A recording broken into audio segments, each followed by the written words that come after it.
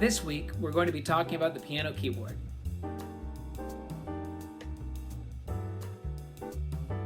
Alright, let's start out by grabbing just the white keys. And we're going to label these C through C, like in a C scale, okay? Now, this is going to go alphabetically, except for that we're starting on C and resetting after we hit G. If you look at this in sequence of a full piano, you can see that it just goes in order. A, B, C, D, E, F, G, then you do it again. A, B, C, D, E, F, G. Now, to have a full piano keyboard, we need the black keys too. The black keys are in between certain white keys, but not between all, and they're labeled in relationship to the white keys around them. So this key is between C and D, and this key is between D and E, so it's labeled in relationship to those keys. Let me help you go ahead and label this. This first key that's between the C and the D can be labeled one of two different things. Either you can label it as C sharp, or you could also label it as D flat. I like to think of this based on the direction that you have to go to get to the key. So if you start on a C and have to go right to get there, then you label it C sharp. But if you're thinking about starting on D and you're going left to get there, then you label it as D flat.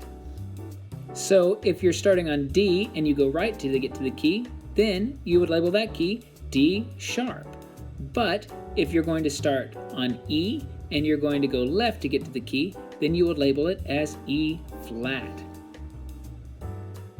I'm going to just take and label all of these for you so it's a little easier to read. All of these notes have two names, and no matter which name you use, it means you're playing the exact same note.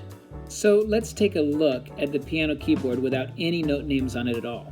If you'll notice, we have some patterns of black keys. These patterns are groups of 2 and also groups of 3. The first note before the group of 2 is always C, and the first note that's before the group of 3 is always F. This is going to get really important when you're looking at a full piano keyboard in multiple octaves, where the scale repeats over and over and over again. For practice, let's look at each one of the groupings right now on a piano keyboard. Here are your groups of 2. Here are your groups of 3. Before every group of 2, there is a C. And before every group of 3, there is an F. By knowing these combinations, it's really easy to fill in the notes in between. With enough practice identifying the notes of the keyboard using something like musictheory.net, you can take and get where you don't have to think about the relationships anymore. You just know an F is an F or an A sharp is an A sharp. There is no substitute for practice, so get started now and good luck.